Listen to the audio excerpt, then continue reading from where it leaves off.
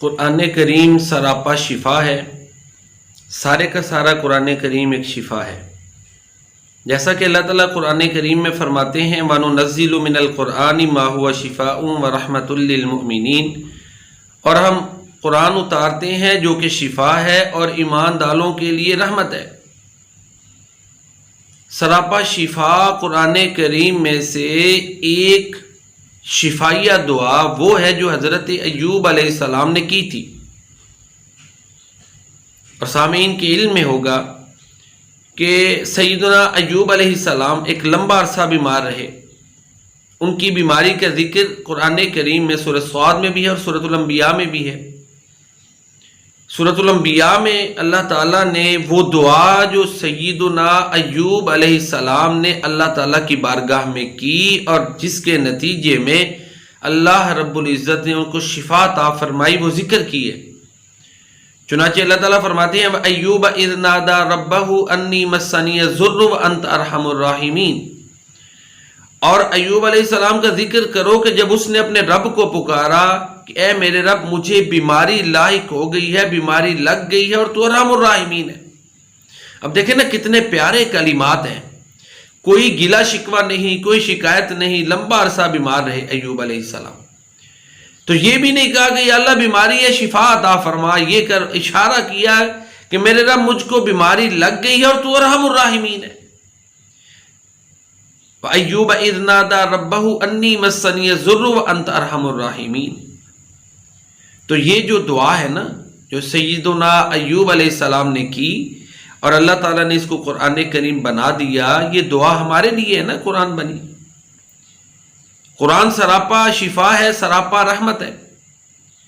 تو لہٰذا یہ جو کلمات ایوب علیہ السلام نے اپنی شفا کے لیے پڑھے، یہ پڑھیں تو انشاءاللہ اللہ تعالیٰ شفا عطا فرماتے ہیں۔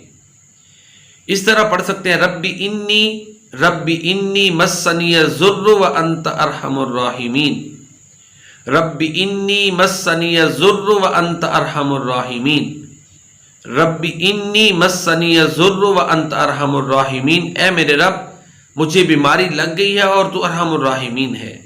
تو جو مریض آدمی ہے وہ خود اس دعا کا وظیفہ کر سکتا ہے، اور اگر کسی کا کوئی ریلیٹیو بیمار ہے تو وہ بھی یہ دعا اس کو بتائے کہ وہ پڑھے، اپنی شفا کے لیے پڑھے، اپنے رب سے اپنی بیماری کی شفا مانگے۔ اللہ رب العزت ہی شافی ہے، وہی شفا بخشنے والا ہے، جیسا کہ ابراہیم علیہ السلام کے بارے میں سورۃ الشعراء میں آتا ہے کہ انہوں نے اپنے اس عقیدے کا اظہار کیا وَإِذَا مَرِضْتُ فَهُوَ يَشْفِينِ، اور جب میں بیمار ہوتا ہوں تو میرا رب ہی مجھ کو شفا دیتا ہے۔ اور سیدنا ابراہیم علیہ السلام کی سیرت طیبہ کا جو نمایاں پہلو اسوہ حسنہ بنایا گیا ہے، جس کو ہمارے لیے اسوہ حسنہ قرار دیا گیا ہے، وہ یہی ہے کہ اللہ کی ذات پہ توکل اور توحید۔